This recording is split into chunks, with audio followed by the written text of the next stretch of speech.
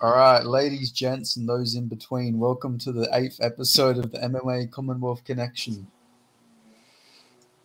So we're in a new era, another new era. We went from fucking a few episodes ago talking about how we're in the fucking Sugar Sean era. Now we're in the fucking Psycho Sean era.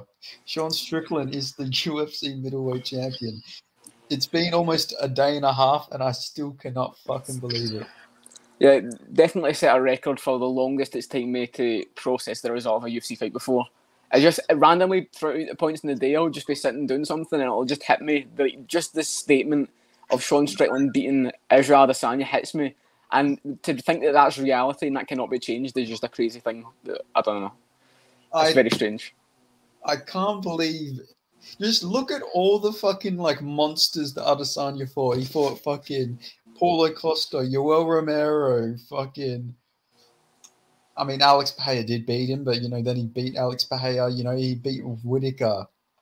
He beat Jared Cannonier, all these fucking monsters. But it was Sean Strickland who was the man to literally fucking put on a masterclass against him. Is the picture someone put on Twitter of, like, Romero, Costa... and Pereira just ripped, just absolutely jacked, and it's Sean Strickland with his fucking saggy dad bod. He was the man to do it. He came through for the working class bloke. That's what he did. I don't know. It's fucking. It's actually like warped my whole fucking like perception of reality when Sean Strickland. Literally everything I thought I knew about middleweight has just been completely shaken up in the last few months. Like I thought middleweight was okay, everyone at middleweight shit, but Whitaker and Izzy, they're good. Yeah, that was the consistent. That was how people viewed middleweight for a while. Whitaker and Izzy were the clear 1 and 2, similar to like for a while it was like kind of like that with Usman and Colby at welterweight, and like with Max and Volk at featherweight, and it was like these guys are all on a similar level. You've got Izzy and Whitaker who are clearly the two best, and then that's just been completely shoved out the window when Duplessis and Strickland of all fucking people are coming to the top. I can't wait. Like, who the fuck are going to be the ones to fucking fraud check Dricus and fucking Sean? It's going to be the most unexpected. Wellington Turman's going to come up from welterweight again, and he's going to fucking be the one to run through Dricus. Yeah, I was thinking, I brought this up about, well, when Adesanya won the belt from Whitaker all them years ago, Dricus Duplessis was still with KSW, and Strickland was still out from his fucking motorbike accident. Then October 2020, this is the craziest timeline. October 2020, Izzy was coming off that like incredible performance against Paulo Costa when he looked pretty much unbeatable. That same month, Strickland was fighting Jack Marshman and Duplessis was fighting Marcus Perez. But it's crazy how things have turned out across 3 years, man. How much can change in MMA? It's fucking crazy, but it's a lot of fun. Jack Marshman gave Sean Strickland a harder fight than Israel Adesanya, and that's not even like an ingenuous statement that's actually a possibility, because Strickland actually had like a cut on his fucking face and bled from fighting Jack Marshman. Israel Adesanya landed 20 significant head strikes. I know. Most of the strikes he landed overall were like leg kicks, but half of them are checked. Joe Rogan, honestly, I rewatched his Fight Companion with the fight in the background just to see what he was going to say. Surprisingly, quite anti-bias, I guess you'd say, towards Adesanya. I mean, I don't know if that has a lot to do with who he was with, or maybe that shows that there's a fucking producer in Joe Rogan's ear for the UFC events who fucking ruins them, basically, because I actually thought it was quite good commentary for the Strickland Adesanya fight. It was very non-biased and was calling things out, like the strike numbers were incorrect and stuff, so I appreciated that. Yeah, I seen bits of that, and he seemed actually really like neutral. It was good to see from him. He's a better commentator on his podcast than he is actually during the fights nowadays. Oh yeah, much better. That's what I said. I don't know if it's someone in the UFC's like a producer or tell him shit to say or something like that, but yeah, he's a lot better this time. I remember, when he used to do the fight companions a lot more. For some reason, Joe Rogan picks the weirdest events to do the companions for now. Like he did it one for like Sandhagen Font, I think, of all ones. He picks the most random events. He did one for Paris last year as well. But he used to do them a lot more frequently with like Eddie Bravo and stuff like that. And he used to be quite good. Even though a lot of the time he wouldn't talk about the fights.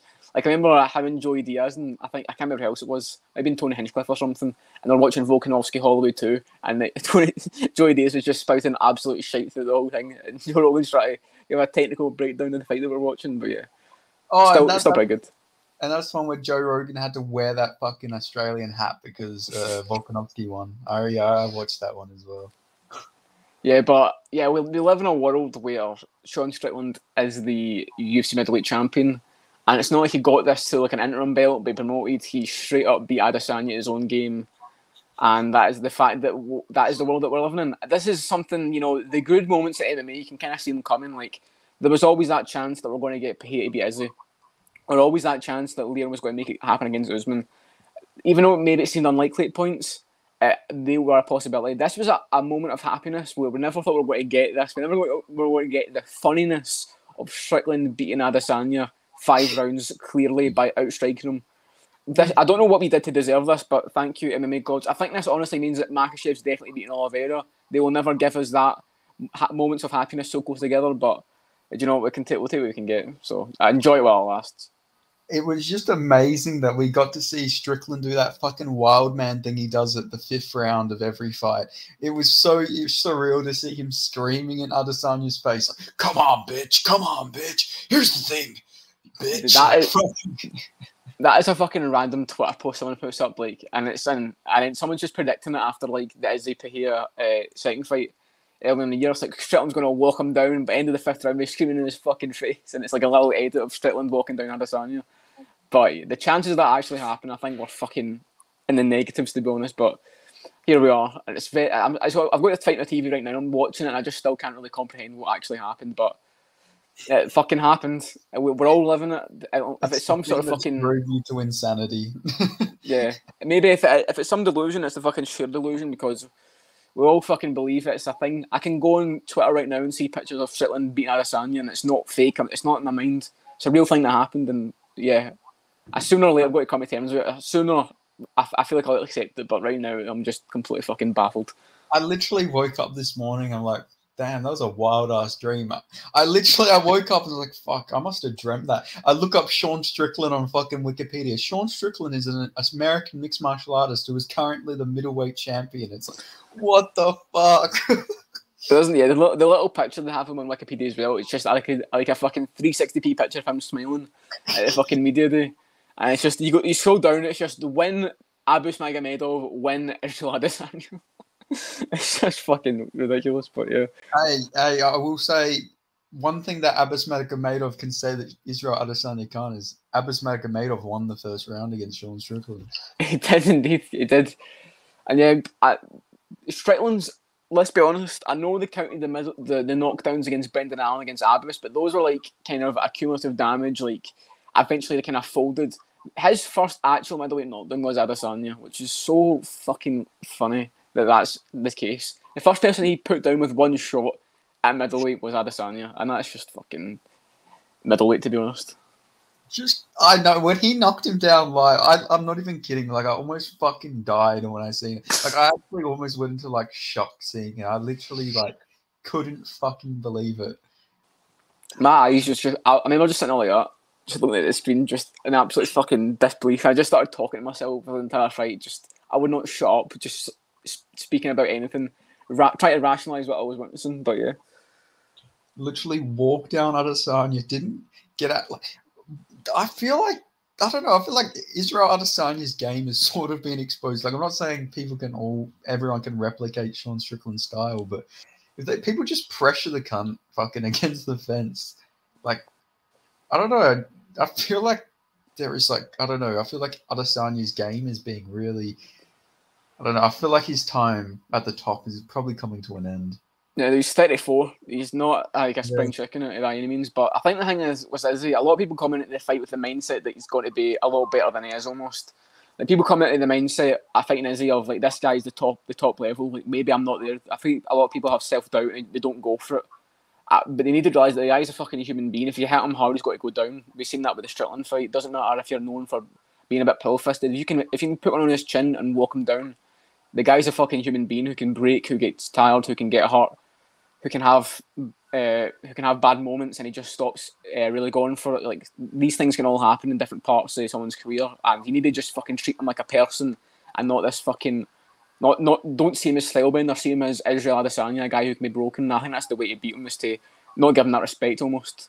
Yeah, people act like he's like some fucking mythical fucking deity or some shit sometimes. Like, yeah, they definitely give him... Like, he literally... His style is just leg kicking you and... Yeah, Stylebender. Get over aggressive. Like, yeah, they call him Stylebender, but he literally isn't a Stylebender. He's not a grappler. He has no submission wins. He doesn't have good boxing. He's literally just a fucking kickboxer. And even then...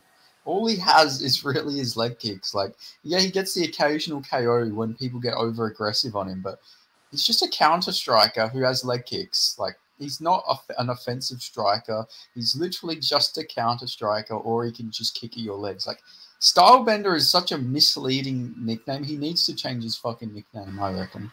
Yeah, I don't know who the real Stylebender is, like, but yeah, he doesn't bend any styles, like you said, but I don't know. Overall, like, the legacy that he's left, like, it's... if you really take into account some of the decisions that went his way, it could have been, like, he could have been winning, losing since the Romero fight. Because if you say he lost to Romero, and then you give him that decision, then he beats, who's beat after that? Beats Costa, loses to Yan, beats Vettori, then loses to Whittaker, I guess you could say. Then beats Cannonier, loses to Pereira, beats Pereira, loses to Strickland. Like, he's been winning, losing for like the past 3 years. So, I mean, I never thought he was the middleweight to go. He was getting close to it at some point, but I think this is surmounted that. And the other thing is, well, the best striker conversation, that is, even if you say it's an off night, I think that's a fucking cope. That is copium right there. Yeah, I don't even think it was an off night, if I'm being honest. I just think Sean Strickland's style, fucking, he's never seen it before. Like, if you think, sorry, go on. I was just going to say, we've seen what's it called, Adesanya. You know, we've seen Kelvin Gastelum with the boxing style give him problems. We've seen Whittaker give him problems in the second fight with his jab. Even in the first fight, I noticed this on my rewatch when the second fight was happening. Whittaker was actually landing that jab on Adesanya quite a lot. Like, the jab's always been a weakness for Adesanya, but he hasn't fought anybody with the pressure style who's constantly going to be in his face like Strickland. I don't know, in hindsight, it actually feels really dumb that we're all so confident in Adesanya, but like honestly, Strickland was literally his fucking kryptonite, and we were just all so fucking like, nobody fucking noticed it. But like, pressure boxer who literally is just going to stay in Adesanya's face and jab at him. Like, I don't know. I feel like in hindsight, yeah, it was a bit of a silly pick for us all to be so confident in Adesanya. Yeah, you really cannot pick Strickland to win that fight before watching that, to be honest. If you're picking, the one person who picked Strickland was my mate who, like, kind of half watches MMA every now and then, and he put money on Strickland just because I picked Adesanya and he just picked against him for the sake of it. That's the only person I know that picked Strickland. But if Adesanya is as great as he is, and he is the best striker on the planet, even on an off night, he beats Sean Strickland, but he didn't. So, and also, I'm really sick of the whole fucking people are sitting on Adesanya. What, you're not allowed to have an off night? Like, what do you mean? Like, he's not been this absolutely dominant champion, stolen everyone for his entire career. Like, is he just having off nights when he loses? Like when he lost to Pereira and he lost to Yan, and he should have lost to Romero and lost to Whittaker. Like, are these all off nights? Same thing with John Jones. Why is it always the off night when he loses or has a bad performance? I don't get that. Nobody ever gives credit to the guys that they like. Nobody ever gave Dominic Reyes credit. It was all just that John Jones isn't motivated at light heavyweight, and then with everyone's just going to say it's an off night. No, maybe their opponents were just better on the night. Maybe their opponents were just good. Like, maybe their opponents just had a good night. Like, yeah, but don't forget John Jones. He changed Dominic Reyes. Dominic Reyes was never the same after the John Jones fight. Don't forget.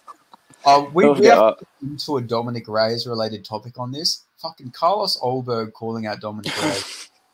That out of all the people, I like Carlos Olberg. He's got a good style. He's on a good run, but he has had layup after layup, and now he wants the equivalent of a ranked layup in Dominic Reyes at this point. Like, you could have called out Ryan Spann. You could have called out, somebody, not fucking Dominic Reyes coming off 3 KO losses. Like, I don't know. Bit of a weird call out. I don't really like when people call out a guy coming off fucking triple losses by a fucking brutal KO, but I don't know. Yeah, before I get the Reyes thing, shout out to my boy Darwin Young. You know what? He fucking put it on him. You know, he had a good showing. I'm sad that my boy's in a 3-fight losing streak, but trust me, I honestly think Darwin Young's a champion. If his corner is me and a Korean translator, honestly, I was telling him to plant his feet and land that fucking straight right. Every time he would throw it, he would land it, and Oberg would go backwards. Trust. If his corner is me and a Korean translator, it's going over the top. But anyway, with the whole Oberg thing, it feels like calling it Reyes at this point is like when Grant Dawson wouldn't stop fucking calling it Tony Ferguson for the past couple of years. It's just a pathetic move, and it's just sad. Like, it feels like Reyes is just free game. Reyes' fight should be at least a guy coming off a loss, like an older guy, maybe they'll try to bounce back. Like, not an up and coming prospect. Don't call it Reyes, man. Like, it's like smart, obviously, to get the fight because it could be a win. He's a big name, but it feels a bit sad, man. It feels like a low hanging fruit, to be honest. I was about to say, didn't fucking Grant Dawson call out Tony Ferguson even after beating Damir Ismagulov? Yeah. What's his fucking beef with Tony Ferguson? It's been like 3 years, man. He's coming off 6 fucking losses. I think he hates Tony Ferguson for some reason. I remember him saying that. I can't remember what the reason was, but yeah, he's got something against him, whatever it is. Just stop calling it Tony Ferguson, please. I'm sick of it. Leave my every fucking time I see a Grant Dawson interview, literally every MMA junkie fucking, you know how they'll have like a headline of something he said? Be Grant Dawson wants Tony Ferguson. Fucking Grant Dawson's going to be fucking in a retirement home when he's like 80 years old with fucking dementia saying, give me Tony Ferguson. It's like, Mr. Dawson, Tony Ferguson's been dead for 20 years and he's going to still be fucking calling him out. It's like, just fucking rest, mate. Fucking hell. It's going to be fight. Isn't there like some like fucking dieting thing or some like fucking fashion company called Tony Ferguson? Something like that. It's going to be stabbing it with the fucking fork when he's like 90 years old in a fucking retirement home. Give me Tony Ferguson. Yeah, I don't know what this is. A little bit. I was going to say something about Strickland Adesanya, and what I was going to say was another bit of a hypocrisy that I don't like is whenever Adesanya has a performance where, like example, let's say against Romero, against Vettori, against Cannonier, when it seems like the guy he's fighting doesn't really go for it, and it seems a bit frozen and doesn't really take the action to him, that's always seen by the media as Adesanya's greatness. He was able to freeze up his opponent. He's so good, he's able to make these top level guys crumble under the pressure and freeze up. But whenever it happens to Adesanya, he doesn't look himself. It doesn't, like, people need to understand that these fighters are all people. Not one of them is the main character over the other. One's a champion, but like Cannonier is still a person who went in there and had a bad night, or do you know what I mean? Or didn't go as hard, or was outmatched. Same thing with like Strickland. Strickland's a guy who trained to win this fight. He didn't just show up to lose to Adesanya, do you know what I mean? Adesanya's a guy who can lose. People need to stop losing these fighters as like fucking movie characters where it doesn't make sense if one losing one wins. That's always very strange to me. Yeah, I feel like most of these fighters have main character syndrome for sure. Like Adesanya, like I've seen a lot of comments saying that the only reason Adesanya was going against the fence is because he was waiting. He wanted. I've seen someone say Adesanya was just losing on purpose because he wanted to get his main character moment where he gets his comeback KO against the fence. It's like, I don't know. Yeah, that's definitely. I don't know what the fuck his game plan was there, man. But the other thing is with Adesanya after the fight when the decision got read out, immediately come over to Strickland and going like, "Dude, please don't make fun of my dog. I would never do that to you." And then running out the cage. Don't fucking start with that, man. Like Adesanya's not known. The last fight against Pereira, literally pointed at his son and mocked him getting KO'd, and then went in the post-fight presser to take the piss out of him when he was like 9, and now he's like 13 or something like that. You're not against fucking making fun of people. You literally humped Paulo Costa's half unconscious body. But don't make fun of my family, please. Then runs at the cage. Like, fuck off, man. Like, you're not always doing that. Would have. He even said that he was going to do something to fucking. He says going to do a TikTok dance in his grave. I tell you what they've done. MMA Guru said this. I said it a while ago as well. If he would have killed Strickland, they would have pretended to piss on him like a dog. Would have gotten all fours and lifted his leg up against him, like pissed him like a dog. Would have done something like that. I guarantee he would have. But yeah, that's just fucking annoyed me, man. Yeah, he would have fucking definitely done something weird like that. But I don't know. I honestly, I feel like all the trash talk that I feel like fucking Strickland actually broke him with that whole dog thing, and by proxy, by butterfly effect, MMA Guru changed the fucking universe. The Muslim community literally changed middleweight forever because Adesanya was up at like 3 a.m. of that night just tweeting people and shit. Like he was I don't know if he usually does that. I don't think he does. So if there is any correlation between the dog thing and then him spending all that time awake at night, not getting sleep, on Twitter responding to people about the dog thing, then there is some universe where the MMA Guru had a direct effect on Adesanya's career, and that's pretty interesting. I seen Dana White saying that they're going to do a rematch. I hope they don't fucking do that. But how would you have Dricus if somehow we get Dricus versus Israel somehow? How would you have that fight going? I was already picking Dricus before the Strickland fight, but I'm even more confident. I think Dricus would beat him. I was picking like when this fight was coming up, it was meant to be Izzy Dricus. I was going to pick Izzy, but now with the age and the damage and the fact that the Plessis is in the same way as Strickland, they will just walk forward. They'll make it fucking ugly.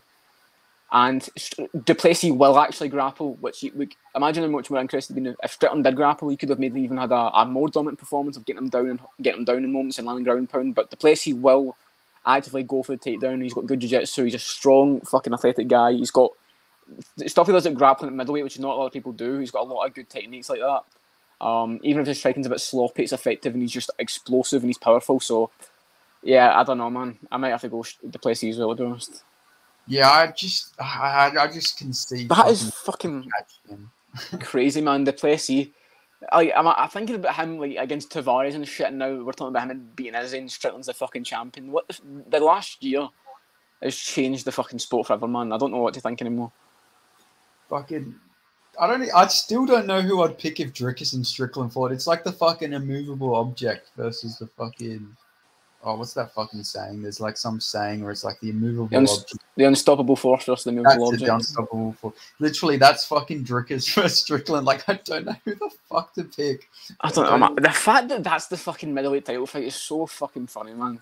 That we're going to be watching that. Strickland is like with the fucking cocksucker guard, as Dan Hardy calls it, and Du Plessis lunging in the fucking women's MMA style. Just the two best in the planet. Literally not even like a fucking joke. They are the best two middleweights, it seems like, at this point. One beat Whittaker, one beat Adesanya. They both beat him clearly. What the fuck are they doing?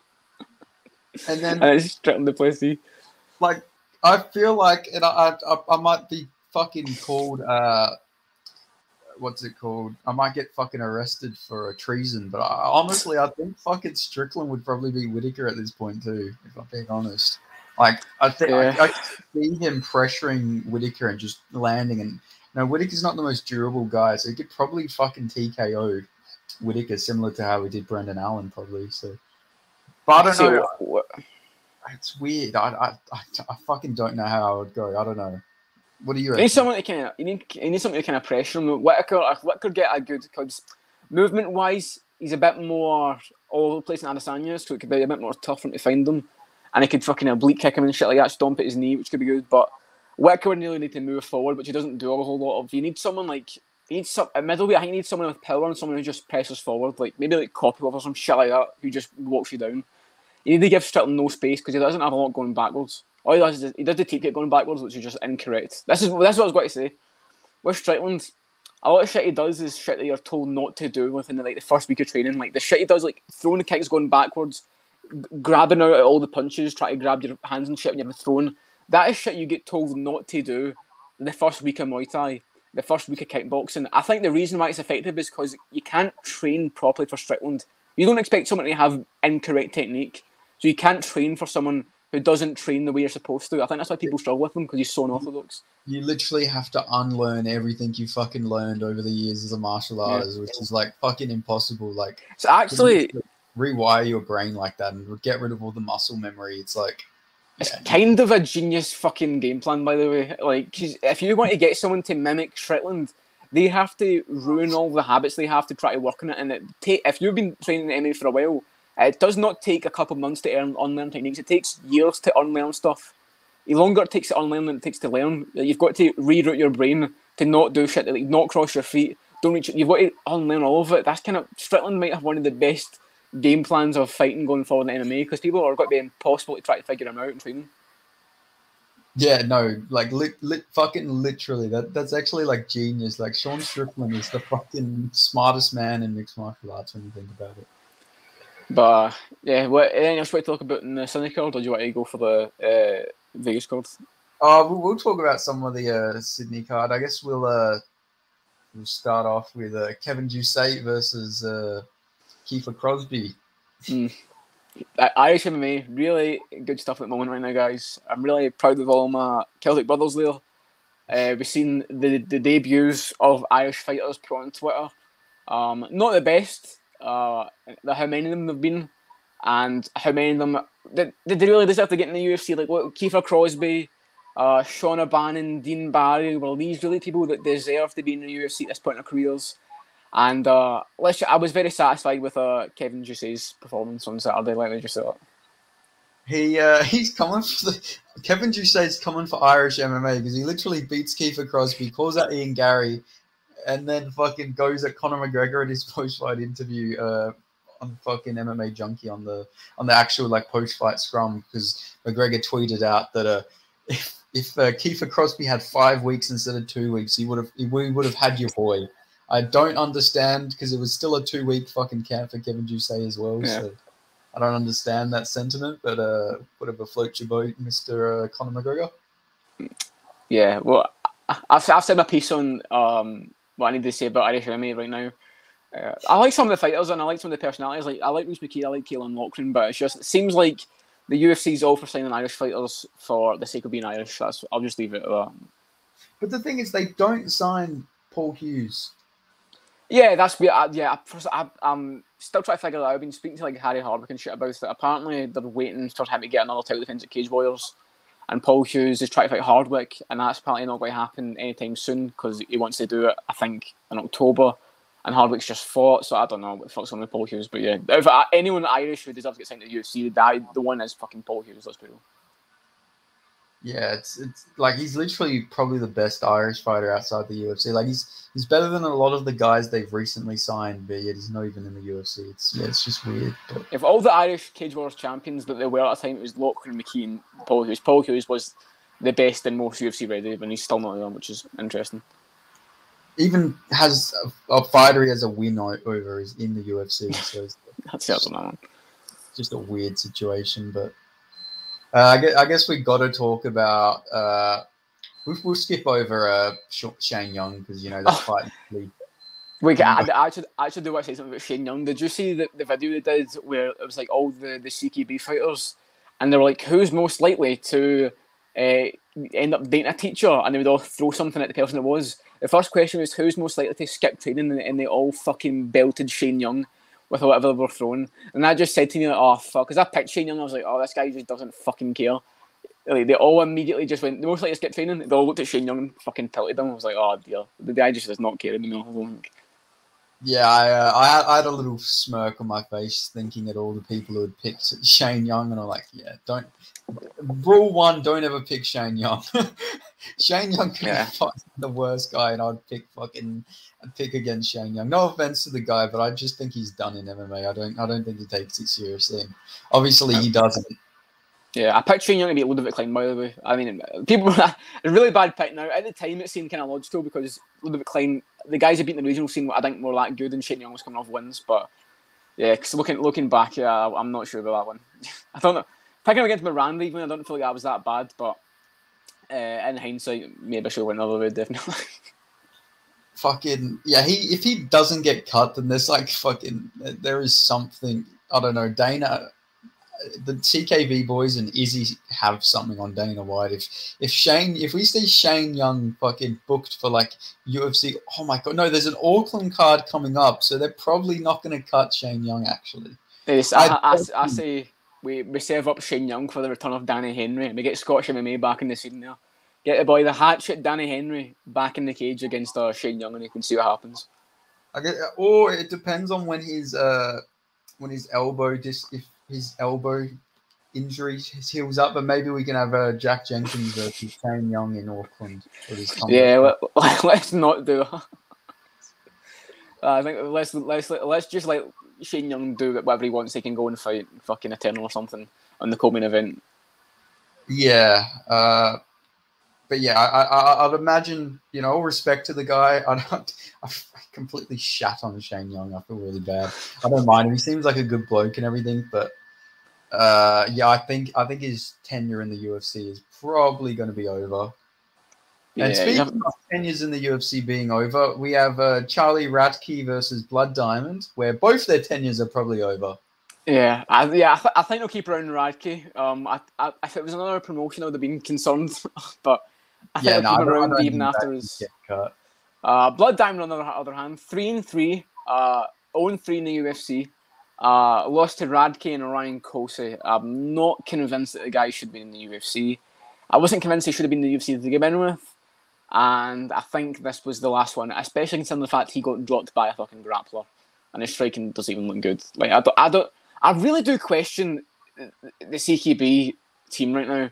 The fact that they were all bigging up Blood Diamond like he was some once in a lifetime striker, I really do wonder what happens in them training sessions. I really am curious though. You know what I'm thinking about? Just thinking back to in hindsight, the whole Kevin Ducey beating up Izzy thing. Yeah.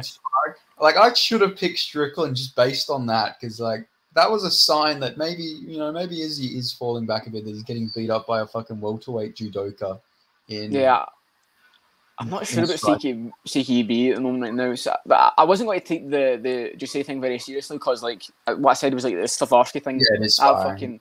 That big fat Polish guy in the Contender Series was apparently beating up John Jones in training. I was like, well, fucking, was he though? Was he really? That's just so. But I don't know, man. Maybe Ducey was beating up Izzy. It makes it's kind of coming together now. It makes a lot more sense than it did when I first heard of it. But and then yeah, Blood Diamond. You've never seen anything like Blood Diamond before. That's what Izzy's saying. Like, in kickboxing, I get how he had a good record, but even if you watch kickboxing fights, like it's not a style adapted to MMA properly.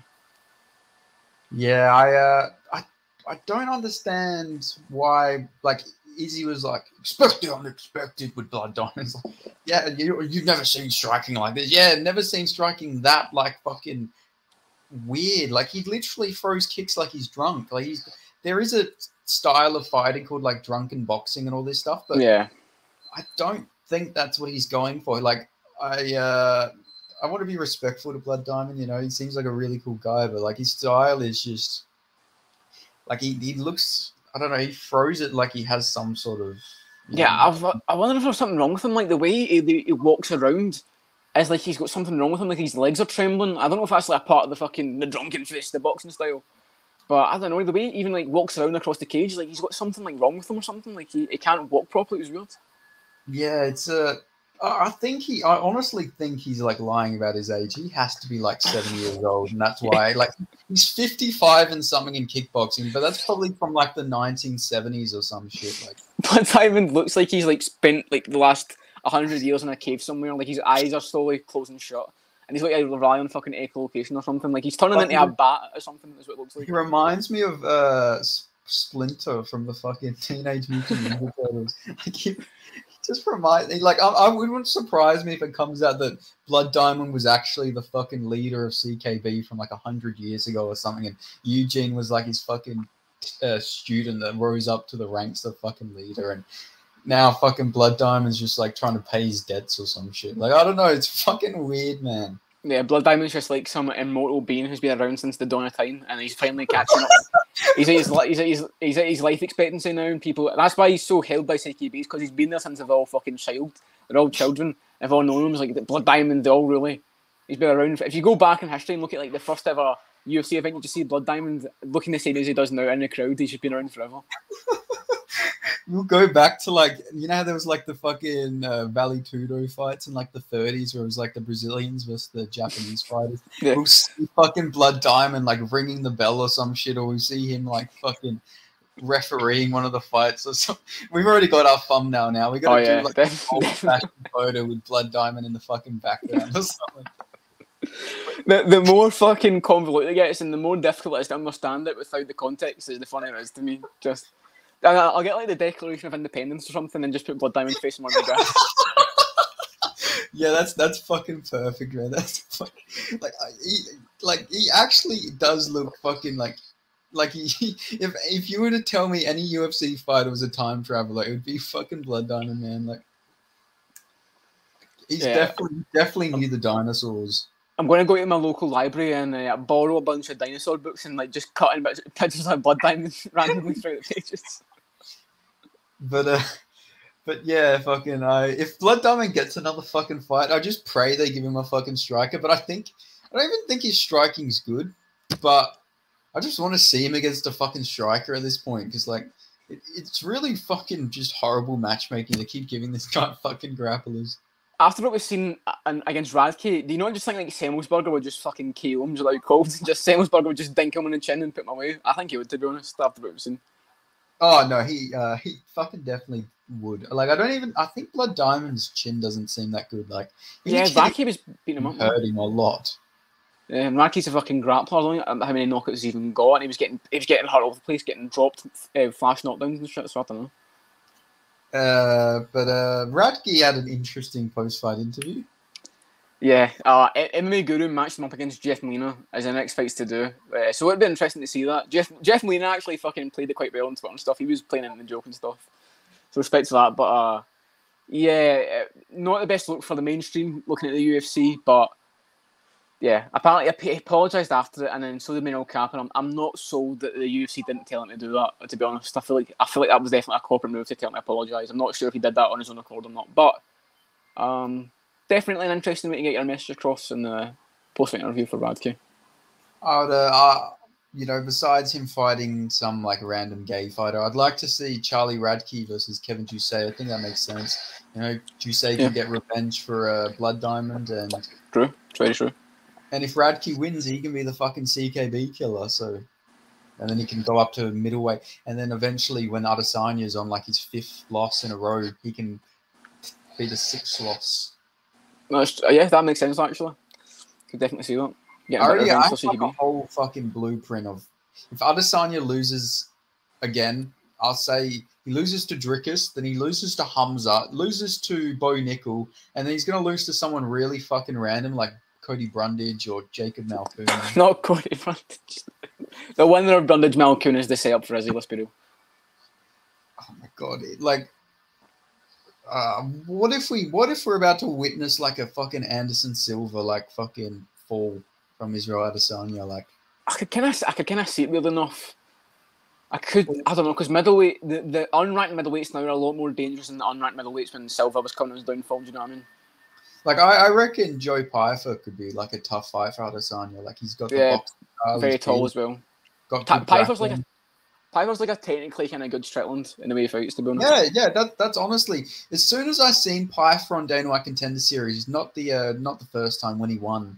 I fucking, even him being homeless and everything, and him having this backstory and everything, he literally reminds me of like a more like not as like fucking crazy Sean Strickland. Like, I really want to see Sean Strickland versus Joe Pyfer down the line. I feel like and Pyfer's got good jiu-jitsu as well. He's got good wrestling, good jiu-jitsu, so he could be a problem. But he beat GM3 in an actual like grappling match. He did. He beat him in the UFC, and then he beat him in a grappling match for fucking Fury Pro Grappling, which is one of the most fucking Chad things anyone's ever done. Just prove to him that I am better than you anywhere in this fucking sport. Knocked him out, then fucking beat him by decision in the grappling match. I know, it's like, fuck, man. Like, what's next for you to do? Next he's gonna fucking steal fucking GM3's wife. Like, he's done everything there is to fucking ruin his masculinity, so he might as well just like fucking show up to fucking GM3's house and demand a fucking steak medium rare, or he turn fucking GM3 into a chef. Yeah, just come out with the fucking classic Sun and trash talk against GM3. Is there anything else you want to talk about the Syndicate? Anything you want to quickly go through? I guess we're going to talk about my boy Jack Jenkins. Unfortunate, man. He was looking the best he has in the UFC in that first round. Like, he was looking really good going to the body. He was. I feel like he was starting to fucking break Shepe with them leg kicks, but he outstruck him by a good bit in the first round on the stats. And Mariscal, his thing is that he's just, I said this on the predictions, he's just a tough guy who's willing to come forward, but that's almost tailor-made for Jenkins to have a good performance against you. At a certain point, it could have become a punching bag, but he got slammed. I originally thought that he went out cold from it, but no, it was his fucking arm, and the way it landed, he couldn't really get back up from it. And Mariscal, listen, it's a win. That's always been considered a win in MMA, so I can't fault him for that, but Mariscal, don't get up and celebrate like you fucking did something, dude. Can't, like... He did the shush emoji. Like, fucking, you can't go and hush the crowd after getting an injury win like that. Yeah, it's people, and then people. It's weird how people consider different injuries in MMA. Like some, like the leg break sometimes applies, and the numb foot. It's like O'Malley's a bitch for losing like that, but not with like Chandler or anything like that, or not with Zhang Sudo. I know Sudo fought on, but still. At this point, it's like by that logic, Stokes has a fucking clean win over Piperlin, which it obviously doesn't. We know how that fight goes, probably 9 times out of 10. I don't know. Yeah. I don't know if he'd run it back or something eventually, but it feels a bit. Chepe was talking about going out of bantamweight in his post-fight thing. Yeah. I don't know if he can make bantamweight because I believe he fought at welterweight a few times. So he's not a big guy though, you feel. Yeah, he's not a real big. If he goes down to bantamweight, then I don't know. I feel like he'll just get chinned because I don't know. I feel like that might just be too much. But who knows? Maybe fucking we'll be talking in 2 years' time. Chepe Mariscal versus fucking Sugar Sean O'Malley for the bantamweight championship. Who fucking knows? Or he meets Figueiredo halfway at bantamweight and have the battle of the fucking red streak in the hill. See who's got the better trim. But yeah, I was fucking like I'm not taking anything away from Chepe. Like he did, it was his throw, he did it. But that him doing a hush emoji afterwards is like the fucking, I don't know. That's a bit of a dick thing to do. Like the guy literally, you won by an injury, fucking TKO. Like you didn't knock him out cold. You can't go and fucking shush the crowd. Like, I don't know. Yeah, I get that you have like high emotions after a win like that, but still, you know what I mean? It's just, I don't know. Especially when you get pissed up as well, but you got to play it like what you got to do is play it like Curtis Blades.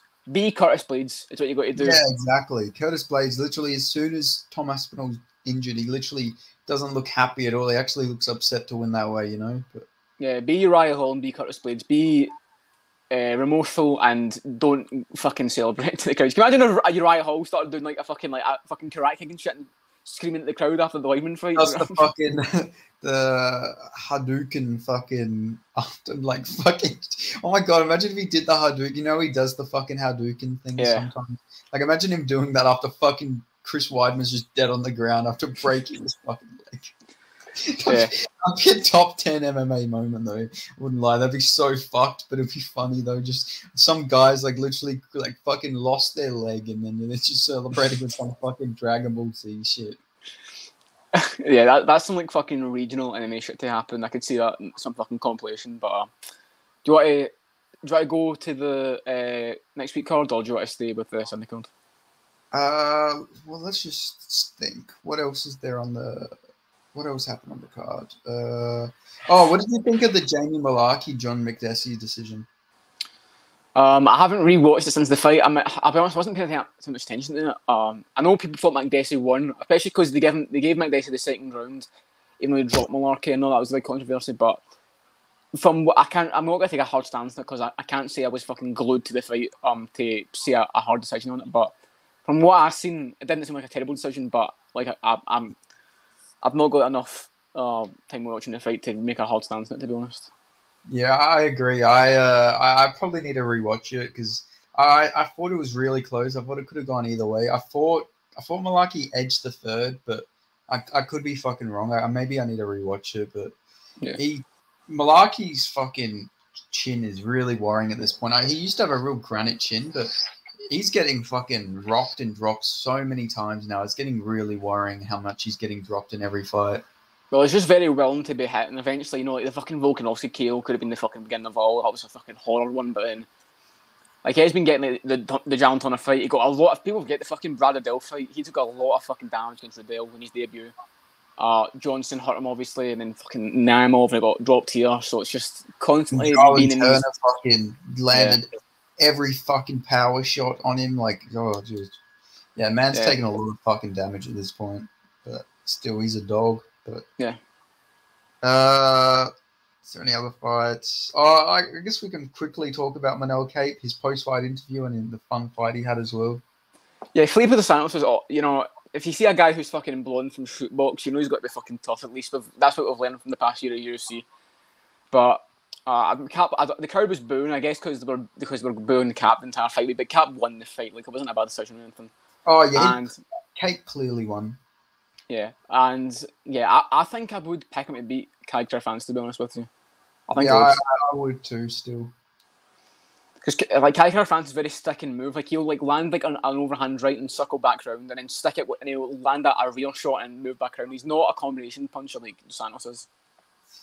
The Kai Kara France, his nightmare matchups are strikers, like, which is ironic because he is a striker, but his good matchups are against grapplers. He has such good takedown. Yeah, I know. He's got very good team defense. That's when think about the Askarov fight. Fucking skilled. Yeah, and even the Amir Abazi fight, which I clearly thought he won that fight. Yeah, that's a really bad decision, but fucking I think Manel Kape would beat him up pretty badly. I just think strikers are his kryptonite. Obviously, he can beat some strikers, but I think somebody like of the level of Manel Kape would beat him. But I'm really looking forward to Felipe Dos Santos next fight. I don't know if you've seen my reaction video to Manel Kape versus Felipe Dos Santos, but I want to see Felipe Dos Santos versus Malcolm Gordon. Okay, let's leave Malcolm alone. But yeah, Felipe Dos Santos, he's like 22, 23. He's very young. Yeah, plenty of time to improve, and he's like 9-1 now, 9-1-1. He's like a no contest, I think. But yeah, I mean, to fair Malcolm Gordon, I guess he's the guy for that job at flyweight. But other than that, you could do him versus, I don't know, the winner of Lacerda versus Shires or something. Shit like that. You can start him out slow. He's very young. You don't have to rush him or anything. Yeah, all fun fights. I'm fucking flyweight is actually getting up there for me to become like my favorite division. Like it's actually like full of fucking great fun fighters. So, and even my boy Steve Erceg's got a fight booked. He's finally the fight that should have happened in Sydney, but I understand. He's a bit, he had he wasn't medically cleared, but Steve Erceg versus Matt Schnell for November's been booked, so that's a good one. Matt Schnell is the layup at flyweight. Can you get a highlight reel KO? That's for every flyweight to test. Can you get a KO to put in your record, or will you lose to the overall toughness? I say toughness. Sometimes it's there, sometimes it's not. With Schnell, fuck knows what happens with his channel on certain nights, but he's been around for a long time. He's got good jiu-jitsu, and he's got a lot of fights, so he's tough. But it's not even toughness. It's just which fucking ref is like reffing his fight. If it's Mark Goddard, then yeah, you're getting a first round KO. But if it's like fucking some other, if it's fucking Steve Mazzagatti, then fucking Matt Schnell is overwhelming you after you gas out, beating the shit out of him. Like, sometimes though, like against Nicola, he got dropped and he got dropped again, and then he just sprawled out on the fucking floor. Like sometimes you don't need a lot of choice against like Panto and stuff as well. But like, against Sumudorji, like he was staying upright and he was able to just take the shots somehow, just fucking elbows right in the fucking jaw, just taking them and walking forward and gesturing them on. But in other nights, it just goes down fucking easily. So I don't know. Erceg hasn't beat him, but we'll fucking see. I'm picking Erceg by KO. I've been real hype on Erceg for a while. Obviously, he's from my state, he's from my country, he's from my city, fucking. But I've been hyped on him for so long, and I picked him against Dvorak, and I knew that he had really deceptive power. And I think Dvorak, even though he's taken a lot of damage and he does get rocked a lot, I think Dvorak's chin is like on a whole different level to fucking Schnell at this point. So I think if Erceg lands some of the shots he landed on Dvorak, then I think Schnell's going out cold. Dvorak's technically a better striker than Schnell is as well. Yeah. Schnell's a very pretty striker, but he's not very effective. He doesn't do a lot. You can see him he's always, I don't know, man, the way Schnell fights, it's like he's fucking sparring all the time. Always doing these little feints. He's like always like got his mouth open. He's like, he never really seems to go for it in fights. Is what Masha with Schnell. He's a bit too pretty in the feet. And he's a Fortis MMA guy too, isn't he? Yes, of course he is. Of course. All of them, they sacrificed their chins to get fucking El Sawadi that win against George Hardwick. I'm fucking convinced. We'll never forget that moment. Trust me, it's absolutely true as well. Yeah, I'm still not recovered from that. If I'm being honest, I know the MMA guru hasn't recovered. Oh no, I remember after the Strickland fight, somebody brought up Hardwick. He's like, "No, I'm happy. I'm happy." Yeah. Do you want to bring up the Vegas card? Grasso Shevchenko. Grasso versus Shevchenko 2. What fight are you most excited for on this card? You have to say JDM Holland. Overall, just competitiveness wise, potential excitement of the fight, how much it means. Like the only ranked guys in the card outside of the fucking main event, I think. But yeah, I think that's the people's main event, for being real. Yeah, definitely. That's definitely the one I'm most excited for. I'm really fucking pumped for that. I'm scared. I'm scared for both of them. I like both guys, but fuck, I'm excited for it at the same time. Definitely. Yeah. Do you think Daniel Lareda's finally going to have his first victory this weekend? What's the first fight? You just run it bottom to top? Yeah. Well, let's have a look. I'm assuming Tapology probably has the bout all correct at this point in the week. Yeah, they always got it correct. Are you looking it up? I can't. I'm on my phone now, so if I come off it, I don't know if I'll look it up then. So comes off the fucking stream, I'm not sure. There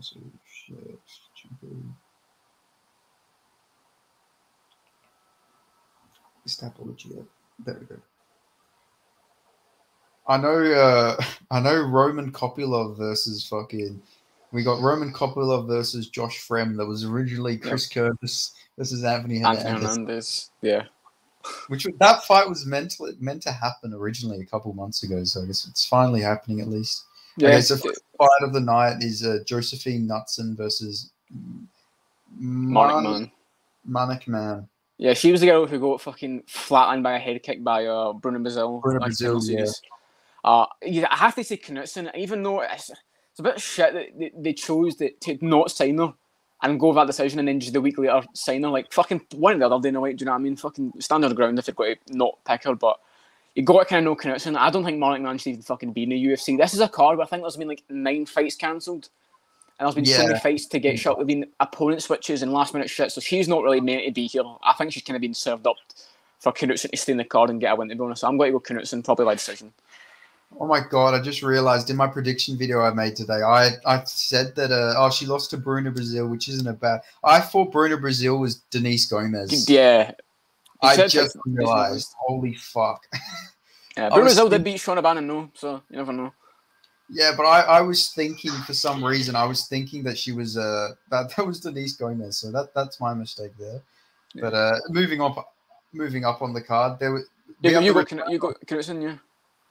Yeah, of course. Okay. I got. And then we have the return of Dominic Reyes' brother, Alex Reyes, versus Charlie Campbell.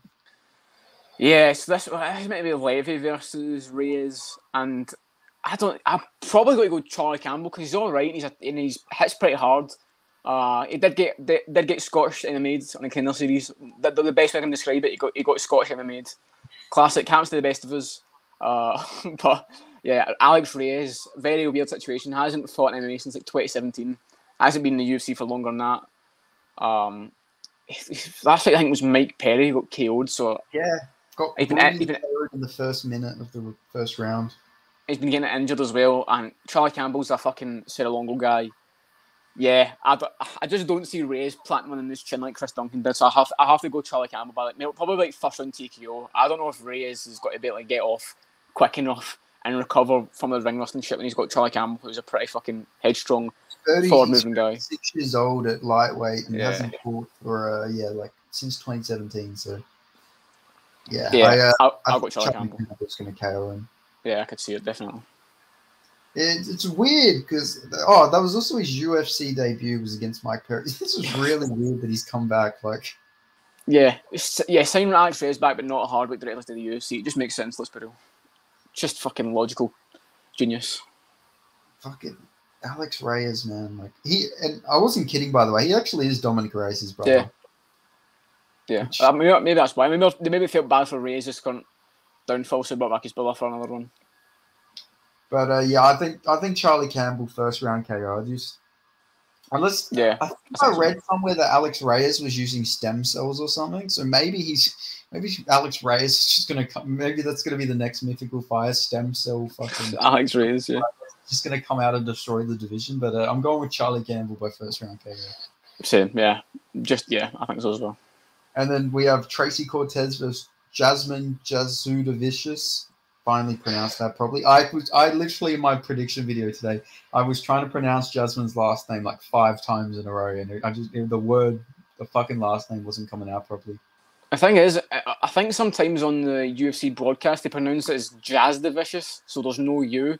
And other times I have heard them say Jasudavicius, so I don't really know, to be honest. I'll say Jasudavicius because it's got a U in it, and I'll play it safe. But I'm going with Jasmine in this fight. Yeah, so am I. Tracy Cortez, she hasn't fought in ages, and even you look back at her wins.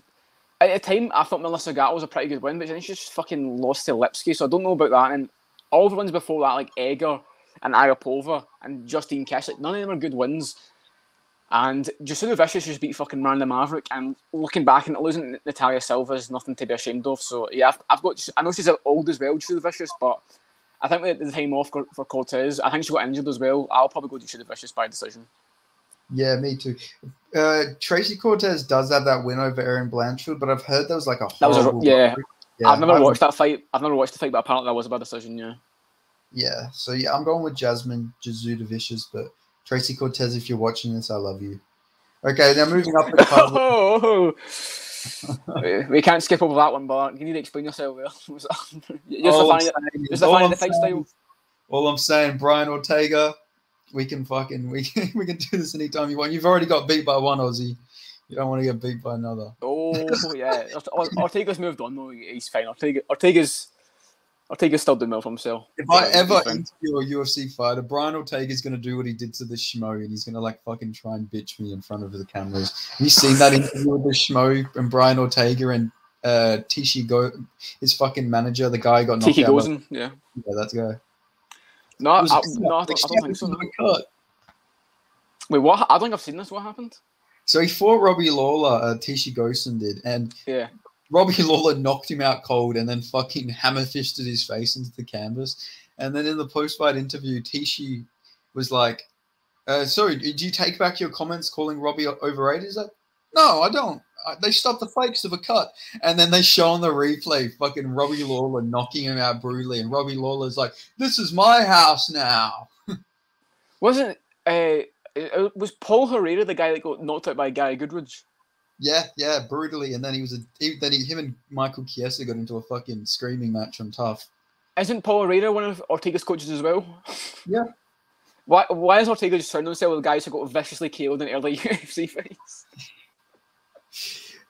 I fucking have no clue, but it's very, very strange. But yeah, if I ever interview, I know Brian Ortega's probably listening to this somehow, and he's gonna try and bitch me. But Ortega fight Arnold Allen, or shut the fuck up, man. Honestly, I'm sick of Ortega getting fucking kept in the top 3 for not fighting. His last one was the fucking Korean Zombie. He doesn't have a win over a single featherweight in the UFC. So hurry up and fucking fight Arnold Allen. Jesus Christ. Yeah, I reckon Arnold Allen would beat him too. So. I think it as well. Arnold Allen with the fucking new trim is a mythical fighter, trust me. That fucking mop he's got now, trust me. And then moving up the card, we got... I like how me talking about Tracy Cortez started that whole conversation. But yes, Tracy Cortez is very, very fit. Edgar Chairez, Daniel Laredo. Yeah, I've got Chairez. Lacerda, I don't know if Lacerda's still in the UFC, to be honest, but he's a fun fighter, and similar. He's like the unranked Matt Schnell of can you get a highlight reel finish against him by any means necessary, knee bar, knockout, whatever it is. I've got Chairez. He gave a good fight to Tyra, and he's a tough guy, tough fucking little skinhead Mexican guy. He's got to be tough. So I can see him breaking Lacerda. For a flyweight too. I said that before the Tatsuro Tyra fight, and somebody said like, no, I don't think the size will matter too much. Well, he fucking dropped Laredo. Like, this guy's fucking, his power is like, I don't know, he's got really good power, and like he dropped and gave Clayton Carpenter a really good fight, and I think Clayton Carpenter is a pretty good fighter as well. So Clayton Carpenter is very solid. I don't know where he's been though. Yeah, I think he's injured at the moment, but still, Laredo has like that fucking. Oh, who's like a good example of it? I'm trying to think. I can't think of anyone off the top of my head, but he's got that fucking like he's always winning, and then he just makes one mistake and he fucking loses. Besides the Figueiredo fight, every other fight he's almost won it, and then he just seems to gas or something bad happened to him, and he just loses.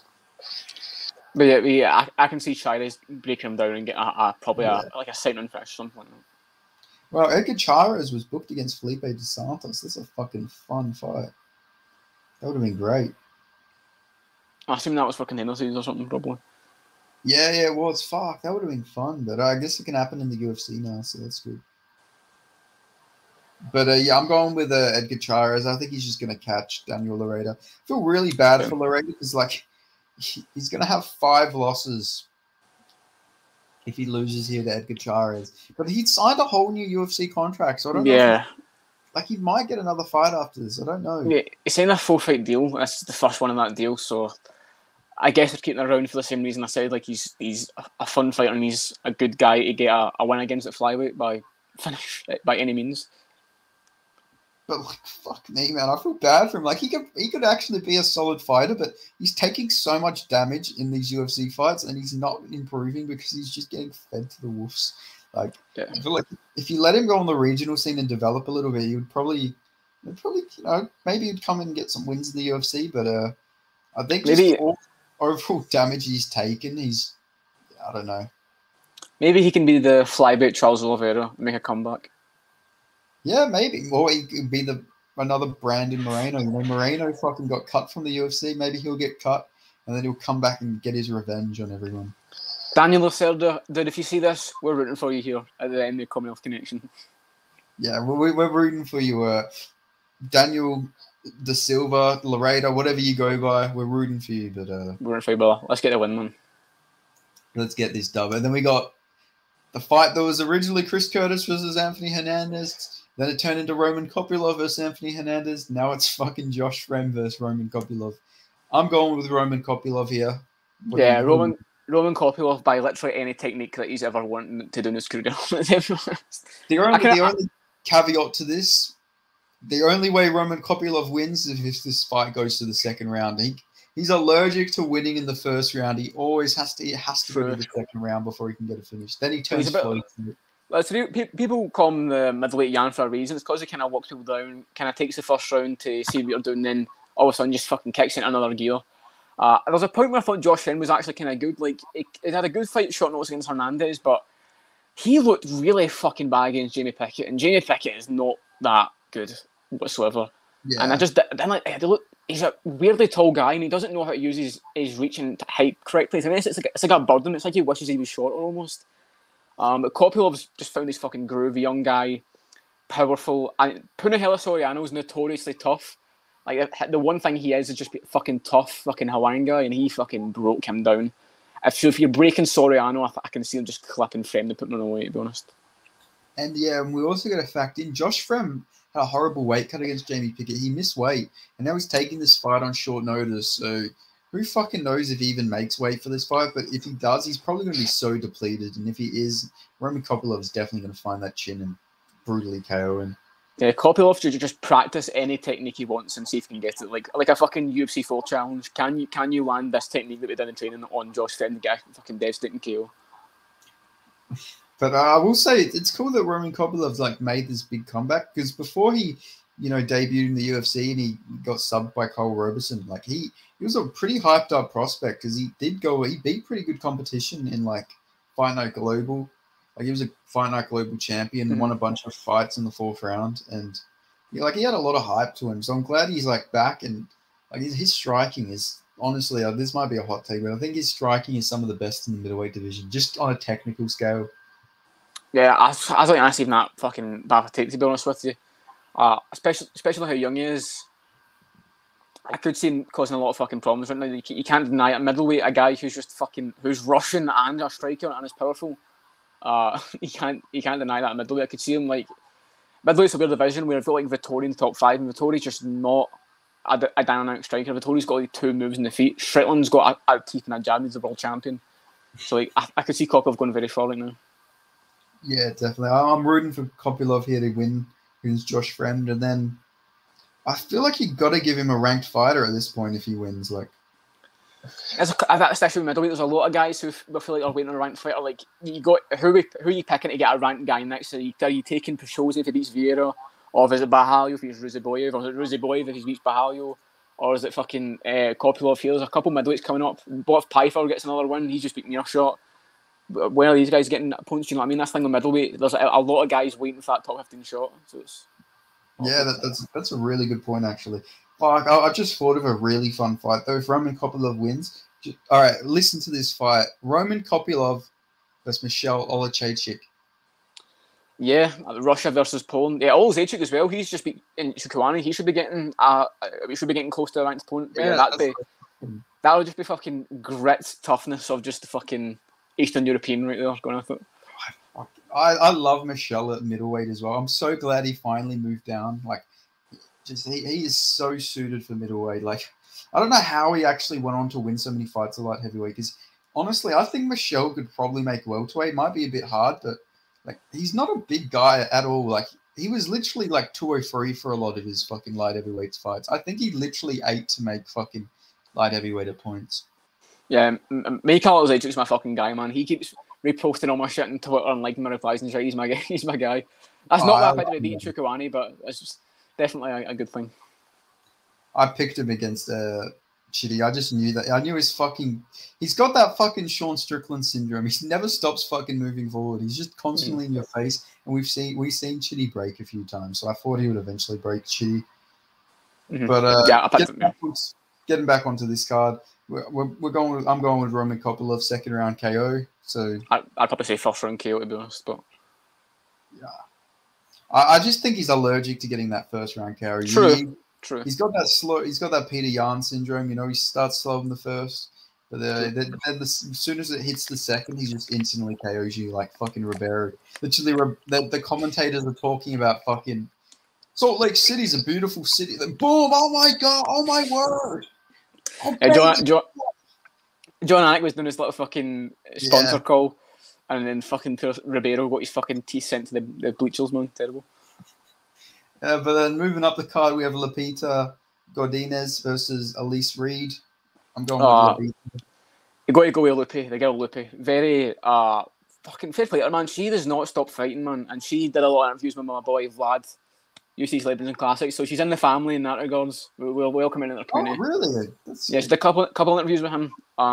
Yeah, I've got to pick her. This was another fight where it was originally maybe something else, and they both got opponents switched.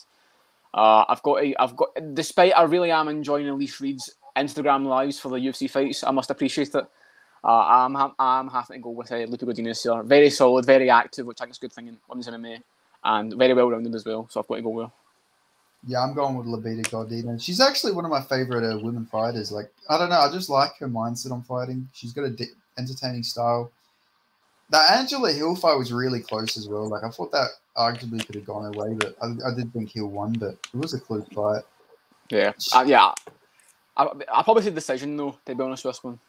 Yeah, I think she'll get a decision against Elise Reed, but I think she'll dominate on the ground. And in women's MMA, control seems to mean a lot more besides damage. Yeah, just getting a takedown and getting someone in a position, holding it for like referees refuse to stand on women's fighters. It seems like, especially recently, it seems like referees just refuse to do any stand-ups in women's MMA. If you get down, that's the round. Last you won the fight. Yeah, basically. Exactly. I think Lupita Godinez will probably win. You know, something similar to that. She does do damage on the ground, though, so maybe she'll do a bit of damage, but I like Lupita in this fight. Same. And then moving up the card, we got Fernando Padilla versus Kyle Nelson. Yeah, Nelson's been doing okay recently, but like I still don't think his chin's there. And Padilla I don't know what to make of a Julian Rosa win because you never fucking know what's going to happen in his fights. But I think beating Julian Rosa is still more than... I think we maybe found out that Blake Builder wasn't all that good for an undefeated fighter. Like, maybe beating Shane Young doesn't mean all that much in the long run. Literally every point you just made, I said the exact same thing in my prediction video. Fernando Padilla beating Julian Rosa, it was a bit of an early stoppage, but I can understand it to an extent. But beating Julian Rosa is like beating Michael Johnson. If you beat him, you're probably shit. And then if you lose to him, you're actually like a future ranked fighter. That is my viewpoint on him. Paul Craig as well, obviously. Yeah, I feel like Fernando Padilla beating him is actually meaning he's probably not very good. But I don't rate Kyle Nelson's durability. I think he's not very durable. So I do think Fernando Padilla is probably going to get KO win here. But yeah, one of the funniest. Do you remember the Quarantillo kill against Kyle Nelson when he gets hit and he falls backwards? It's just too fucking funny. The way he goes down that fight is so weird. Yeah, that just moves forward, just fucking punches him and just falls back like. Kyle Nelson was one of the first fighters to message me on Instagram when I got into the sport. So big up Kyle Nelson, but yeah, I've got Padilla by a first round KO here.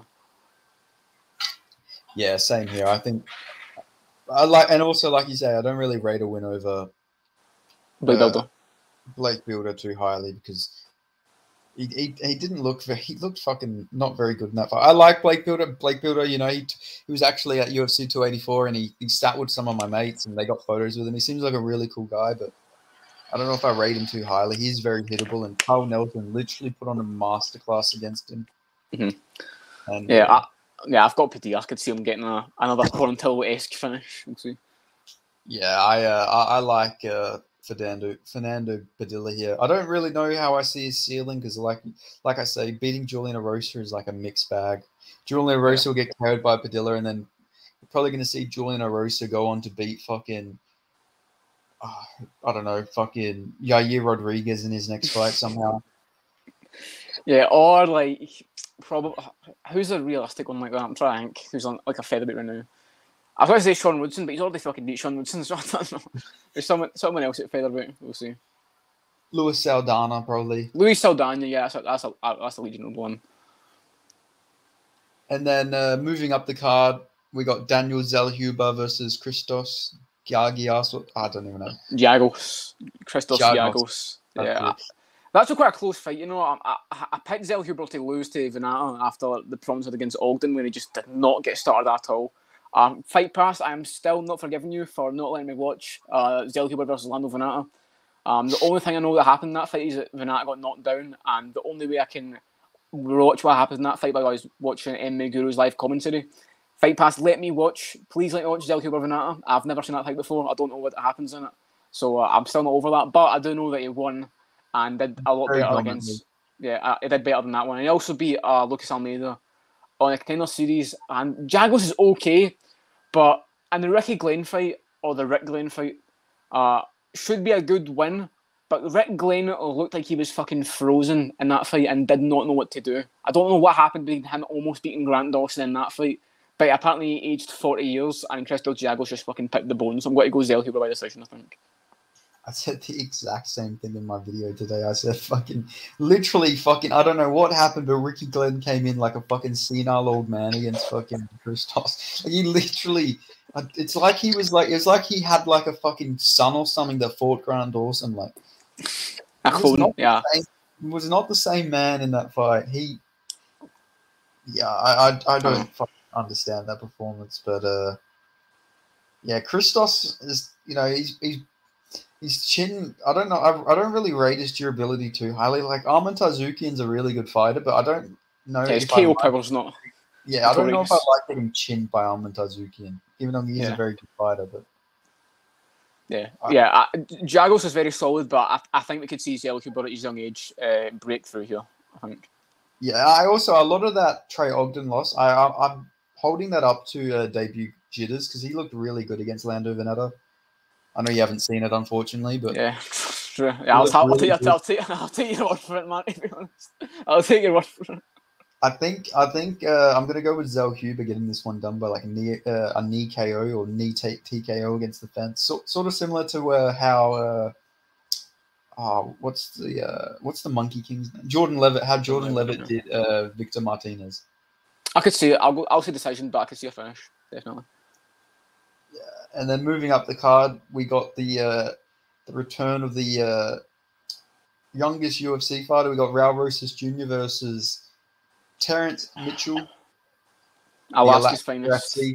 Yeah, I was about to say Alaska FC legend Terrence Mitchell. Kai France's first highlight reel KO of his career. Terrence Mitchell, I've probably got to go Raul Rosas here. Jay Perrin's kind of like, he's not great, but the way he beat him was actually very impressive at the time. People forget Jay Perrin gave Mario Batista a good fight on short notice, so I still think he's pretty solid. And Christian Rodriguez is actually quite underrated as well. So I'll go Raul Rosas here by, I might say decision. You know, I could see him subbing him maybe early, but I'll say decision because Mitchell getting Simon short notice is pretty unlucky. So I could see maybe toughing it out and. Maybe Mitchell wins the last round. Rosas slows down a little bit, but I'll go Rosas by decision. I'm gonna go by. I think Raul Rosas is gonna get a first round submission in this fight. I think he's just gonna somehow get to Terrence Mitchell's back and just get a rear naked. I don't think he's like completely one round or bust. Like Christian Rodriguez, you know, he came out very aggressive there and he gassed. I don't think he's always gonna be like that every fight, but. I do think he's just going to get a first round submission here, but the thing is, he looked really good on the Contender Series. Like his cardio looked really good against Mando Gutierrez. Yeah, but yeah, he gassed really badly against Christian Rodriguez. But I rate Christian Rodriguez pretty highly. I think he's a pretty good fighter. So I think Raul Ruiz is going to come back here against Terrence Mitchell. Hopefully, he's worked on striking though. Yeah. Yeah, he's got man. The guy's fucking 18. You know what I mean? He's got like people. I mean, people say he was washed after the Rodriguez fight. Like he's literally 18. Like, he's got time. So yeah, he can take these kind of fucking Terrence Mitchell fights. He can take a lot of these low level guys and build these them up. He's still got plenty of time. Yeah, definitely. And then we got the Trailblazer Kevin Holland versus Don Giacomo Jack Della Maddalena. Don Giacomo. Yeah, that should be the fucking nickname. Yeah, it's a fucking good fight, man. It's a good fight, but I love Kevin Holland, right? And Kevin Holland, I think, has the record for most times I've seen a fighter live since I started watching the sport. But looking back at his career, maybe a lot of those wins come with asterisks. Like Chiesa and Ponzinibbio in their current form, I think it's quite clear to say Chiesa and Ponzinibbio are past their primes, both of them.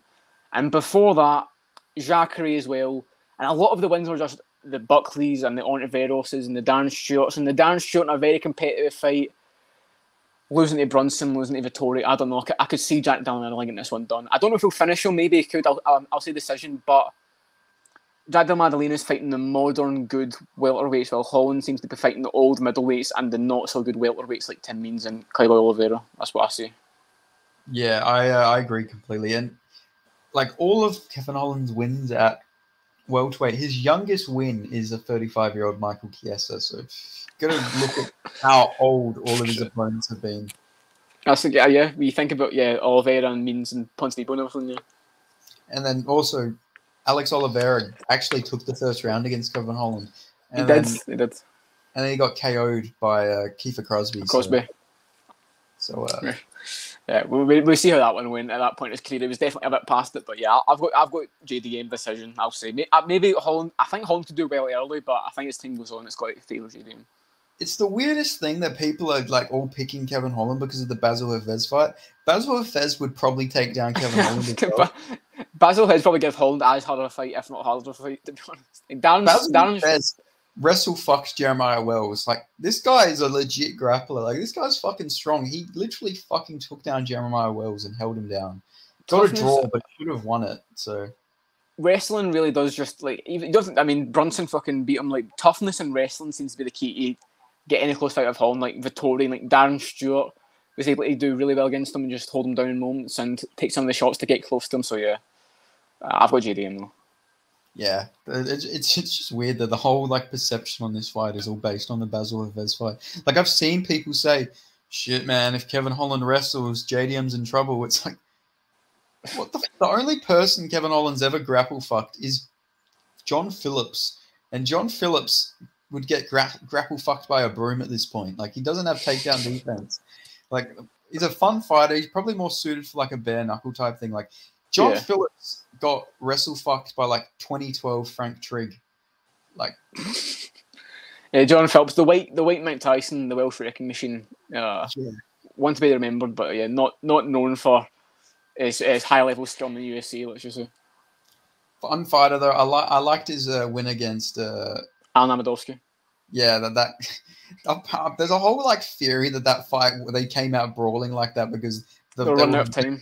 Yeah, they're running out of time, so they gave him a bonus or something to just go out there and brawl. Yeah. Which kind of makes sense, but Phillips does fight like that, and Amedovski's like all of his wins are like first round KO. So if you think about it, they both do fight like that anyway. But it's a decent little theory to it. It would make sense because they were way past time when the prelims in that card because they were all going to decision. But yeah. Yeah, I wonder what both of them are up to now since being cut from the man. Amedovski, fucking Macedonia's only UFC fighter. I'm sure he's doing something in the Macedonia regional scene. I don't think Phillips has fought since, to be honest. Since being cut for the UFC, that is. Well, I hope John Phillips somehow comes back because I like his style. I want to see him in like BKFC or something like that. John Phillips, whatever you are, mate, I hope you're having a good time. But yeah, going on to the fight though, like shout the John Phillips match. Like the thing is, like people really holding that fight against JDM. I just find that very, very silly. But yeah, I think JDM's got this one. I think he's going to get a body TKO against Kevin Holland. And if Kevin Holland did come out and grapple, I just think he would be fucking gassed out, and it's just going to make the body shots hurt him even more. So yeah. Holland's notoriously tough to finish, so if he could finish, it'd be a massive statement. But I'll play it safe and I'll say the decision. Yeah. Oh, what the fuck? So apparently, Hussein Ashkabov has been arrested in Thailand. Oh yeah, 'cause he was meant to be fighting on a card soon. Pineda pulled out, and then he was still on the card against an opponent. So apparently that fight's fucking completely done then. Ashkabov, fucking hell, what a fucking fall flat guy. Robbing tourists for watches in Phuket. Oh my god, he's in the fucking UFC. Why is he in Thailand? Everyone said. Somebody said this dude's 23-1 pro MMA, but getting caught robbing tourists for watches. Hussein and his brother Kassan were arrested on Tuesday, September the 5th.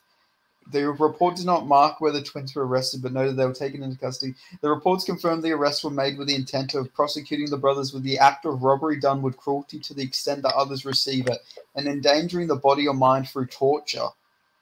Hey, Jamal Emmers, we smoking that Ashkabov pack, boy, let's go. It covers 3 significant offences, including torture, cruel, inhumane, or degrading treatment or punishment, as well as enforced disappearances. The report marked that the arrest followed investigation launched after a formal complaint of the incident. What the fuck? Ashkabov, the quickest fall off in the history of the sport, went from being undefeated to being a fucking criminal. Man, I'm gonna send this to you on fucking Twitter, but I'm looking at they have photos of some guy tied up, and I think this is the guy they fucking beat, and he's got bruises on his shoulders. Jesus fucking Christ! What the fuck? Yeah, I don't think he's still in that card. Then I don't think that fight's going through. Apparently, they stole one Rolex Daytona valued at about B2 476,500. I don't know what the fuck. One Patek Philippe Natus watch, one Graph watch, one MacBook, a new iPhone 13, and a new iPhone 14, and a pair of sunglasses. Okay, I'm only getting the bag there on Thailand. Jesus Christ!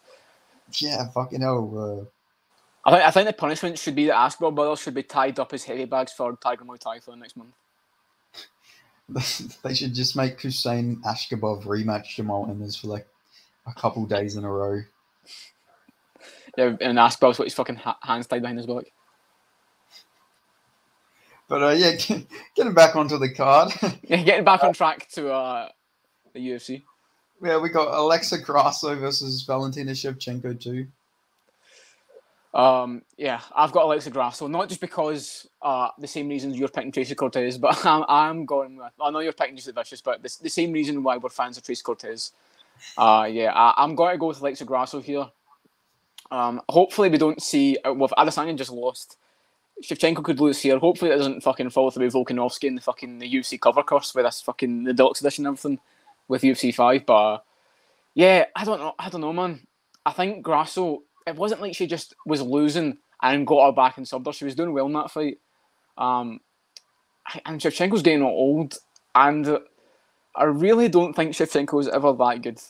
I genuinely don't think she was. And not in the same sense of Izzy, where he was a good fighter, and now maybe he's just starting to get that age. I never think Shevchenko was actually that good at all, to be honest. I know that's got to get the Shevchenko stand to come from me, but that's just what I think. But yeah, I've got Alexa Grasso probably by decision this time, I'll say.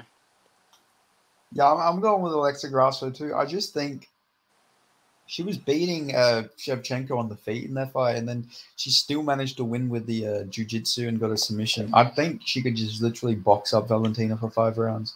Yeah, she actually, for women's MMA standards of what I have for technique, she actually did quite well against Arawahu in the feet. And Arawahu's not great, but just maintaining technique like that for 5 rounds is quite impressive, in my opinion. Yeah, I agree. I think she could just box up Valentina, and if Valentina tries to grapple with her, she's got the jiu-jitsu. You know, she's got Diego Lopez as a jiu-jitsu coach. Shevchenko doesn't like scraps. Like, Shevchenko's only comfortable if she's out of range, her pattern, and throws a spinning back kick in and gets the commentary to go, she's the greatest striker of all time. Like, Shevchenko does not like this scrap of it. She cannot bite down the mouthpiece, it seems like, which is very strange considering how she was raised and where she lived and stuff. But yeah, I've got Grasso. Yeah, I got Grasso too. A thing about that I want to mention about how she was raised. Apparently, her mum won some like shadow boxing tournament. I don't know how the fuck you win a shadow boxing tournament, but I don't know. Like, how the fuck do they judge that? Like, you're not hitting. Like, is it who looks the best shadow boxing? Probably like the best, probably the best like technique and stuff, and the most amount of movement. It's like fucking interpretive dance or something like that, probably. Yeah, it's fucking useless, but you know, it is what it is. Ooh, I can shadow box fucking, and I got you don't want to mess with me, you know. I was the #1 shadow boxer in Kyrgyzstan. You don't want to. I think maybe we need Shevchenko's mum versus Macy Barber, who's got the best shadow boxing. She comes. Or we have her first fucking Aspen Lads mum who runs an OnlyFans. Does she? I don't know. Yeah, she does. Allegedly, I wouldn't know. Yeah, maybe. Send me the link. No, I mean, no, definitely. I'll never know anything about that. Yeah. Well, we've made enemies with Aspen Lad's mum now, so. I don't think we have. I think just we've promoted her. Actually, we made allies. I reckon. If anything, I think we should link in the description of the video. I'm actually clicking on the video and seeing that. You see the link. What the fuck is this? It's a page to Aspen Lads Bums OnlyFans.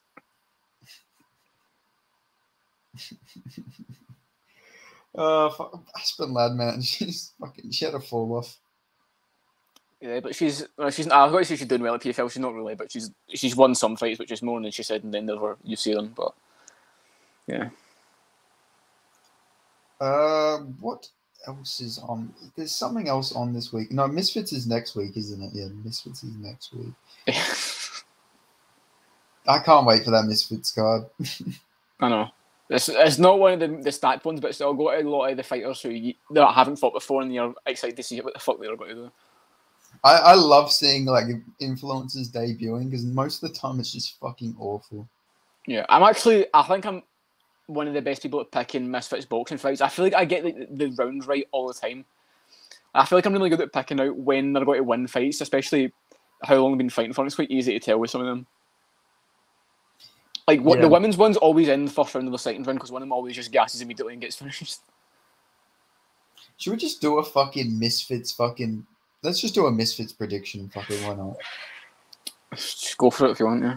So we got Carla. I don't even know who the fuck either of these are, but we have Carla Jade, who the Tapology photo is her in a bear. I think she's a bare knuckle ring girl, from what I'm seeing. Oh, okay, yeah. Versus Kasha Kiran. She looks like fucking. What's that? AOP. You know the fucking politician, AOC. She looks like AOC. This chick. I don't know what Kasha Kiran is though. Yeah, I don't. Do you want to pick out like one of the fights where it's like notable people? Because I have no idea what to go off that fight at all. I'm just picking off like. Okay, do you know who Callum Izzard is? Yeah, I think he's a DJ or some shit like that. He's some fucking guy in the UK. He's fighting a Nigerian guy called OJ Rosie or something like that, right? Akamaka. Oh, fuck. What is this guy's? Oh yeah, OJ Rose. Okay, yeah. I'm gonna call him by his actual name. Okay, AJ Rose. Yeah. I think Izzard's. I know him for something. He's a guy. I think he's a UK guy, but yeah, I'll probably go with him though. This is crazy. I don't know either of these fucking guys. Do you know Leonard Simba? His name's Simba. No, I don't. Can we be honest? The only fight the enemies know about in this fight is the fucking. Oh, he's fighting Master Ogway. I know Ogway actually. I always see Master Ogway. I didn't know Master Ogway was Turkish. I thought he was Chinese. I thought he was a turtle. I thought Master Ogway was fucking like South American for some reason. I thought he was like from like fucking Peru or something. I just know he was fucking Turkish. Yeah, sure. I don't know how else to be honest. I'm going with Master Ogway because I know him. And he's cool. Yeah, fair enough.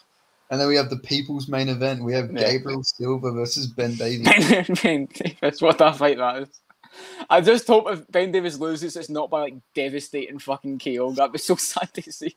Especially with how his fucking grappling match got. He got subbed in like 6 seconds. Like, that guy's a fucking... I can't remember who's called. That guy who grabbed him was a fucking bitch, by the way. Why are you ripping his knee apart as a fucking black belt, you absolute fucking pussy? Fuck off, man. He's the guy who fucking runs Fury. Yeah, and I know, and he had a grappling match against Guida and got absolutely embarrassed. Like, I get it, mate. Like, you don't want to like lose to him and make it close, but like, if that's your ego, don't rip his knee apart, you fucking coward pussy. Like, fuck off, man. I think we got to get you versus Brad Bolton. I won't win, but I'll give him a fucking fight. Do you know what I mean? And I'll make sure he doesn't rip my knee apart. In the amateurs, he hasn't competed. He never went pro as an MMA fighter, so he's still an amateur. He's Brad Bolton. If you want to be my first amateur MMA fight, I'll do it. And I'll beat the fuck out of you, absolute fucking pussy. I'll absolutely smoke you, fucking old man. There we go. We're 7 fights up on here. When you actually do make your debut and everything, if there's like some MMA Twitter beef or something, you gotta fucking call them out on here. We'll get the ball rolling on here. True, yeah. I'll fucking get my revenge for Ben Davis, man. He can be in my corner as well, and I'll fucking fight him. It'll be me, Ben Davis, and Chris Dawkins in my corner. I'll take on fucking Brad Bolton. But who you going for? Gabriel Silva versus Ben Davis? I don't know. I just said I'd back him up, but I'm going to pick Gabriel Silva. Phil, I just hope he doesn't get fucking flatlined. That'd be sad to see. Hey, fucking Gabriel Silva got TKO'd in one of his fights, so maybe his chin's not all there. Maybe Ben Davis puts the hands on him, man. Maybe the training with the Philly guys pulls off, but yeah. Oh my God. It'd be good to see him win, but we'll see. Literally, Gabriel Silva's only win in boxing is against the 0-7 guy. Well, I mean, that kind of is how it tends to be in boxing before. Yeah, but like, fucking hell, man. Like, that was only 5 months ago as well, so who knows how developed. And he went to a decision with a 0-7 guy. That's not good. Well, maybe there's worth money on the dog there, the Bane. We'll see. If Ben Davis, like, I don't know, just some guy off MMA Twitter just goes on to knock out Anderson Silva's son, then well, it's not even the craziest thing could happen. I feel like I would have gave Ben Davis more of a chance than I would have gave Sean Strickland against fucking Adesanya. So. Yeah, true. There's more unknown factors in that sense. There's a lot of debutants on this card. Oh, so we have Raksu versus Halal Ham, I think. Yeah, I don't know what the fuck. Actually, Raksu's actually kind of decent. Halal Ham's just a fat guy for the UK who makes comedy videos. Raksu's like an actual decent boxer, so I don't know why they've made that fight, but yeah, I'll go to Ashley Raksu though. That's weird. Yeah, fucking. He fought what's his name? Salt Poppy, didn't he? Yeah, he beat King Kenny as well. I think he's actually kind of decent, so. Yeah, who the fuck even is Raksu though? Because I don't know. But he's all I've seen from him is the boxing stuff. And he shows up in shape. And he's actually quite technically sound. So yeah, I'm just wondering who the fuck this guy. Like, I don't even know who half of these influencers are, man. But yeah, I don't know. There's a lot of people. I don't know. Yeah, I only know them if I've been in the UK scene or if they're like a breakthrough American guy. To be honest with the Misfit stuff. I remember. I think he was calling for Tommy Fury or something. Oh, I think this guy was on Love Island. If I remember. Oh, yeah. Okay. I wouldn't. You might break that. Yeah. But yeah, so you're going with a Raksu. Mm-hmm. Definitely. I'll go with Raksu as well. And then we have fucking FaZe Temper versus Ginty. Ginty, yeah, that was a guy that fought fucking JMX, the big ginger guy. Yeah, I'll go FaZe Temper. I think I'm going to say. Ginty looked a bit fucking all over the place in his last week. Yeah, he beat Hello Han. He did, yeah. But was it him that lost to JMX or was it something else? I swear he was the guy that fought JMX and dropped him. Yeah, he fought JMX. Oh, yeah. He did actually drop him in that fight, but then he just got beat up badly, so yeah. I think he's the guy that has the OnlyFans account as well, Ginty. Silly boy. He's a bit sus, but yeah. They need to bring back Fame MMA. I don't know if they're still making events, but... Oh, wow, they still are making events. What the fuck? Fame MMA, greatest promotion. I love fucking seeing celebrities try MMA. We need to see more of it. Yeah, I'm up for it. I might need to wrap this up quickly now because my battery's about to fucking drain. But yeah, if I've learned anything, it's me versus Brad Bolton's the fight to make. Oh yeah, definitely. All right, so then we'll go to the main event. It's Idris Virgo versus Aaron Chalmers. Idris Virgo, I'd say. Aaron Chalmers is fucking dog shit. He's terrible. Well, he lost to Kiefer Crosby in a boxing match. So. Yeah, true. That maybe is the go to boxing then. But yeah, I've got Idris Virgo. Hey, I mean, the man went toe to toe with fucking Floyd Mayweather. So. Well, toe to toe is one way. He went fucking fist to fucking nose, but Yeah, roughly the same thing. yeah, I'm going with Idris Berger as well. Is he even an influencer? Or is he just a fucking pure boxer? Because he's 12-1. He's 12-0. Yeah, I'm not sure. Yeah, because Chalmers has experience in MMA and boxing as well, so maybe it's just a fucking guy they've brought in for it. So I don't know. Yeah, I got Idris Berger here. So. All right, that was what? Was that episode 8? I think. Yeah, episode 8. So what are we doing for the thumbnail? I'll do Blood Diamonds. And historical images or something. I'll think of something. Yeah. Fucking hell, man. These in hundreds of years, I mean, our time is gone off this earth. There's fucking gonna be just like fucking our thumbnails are gonna be in fucking museums or something. Definitely. Send them into fucking outer space and like let's show them what the aliens what we're all about in the planet. In 100 years' time, Blood Diamond's gonna be talking about the fucking thumbnails we made, and he's gonna be, how the fuck did they know? Yeah, true. That is true. But anyway, that was a good one, man. I enjoyed that one. No, it was good.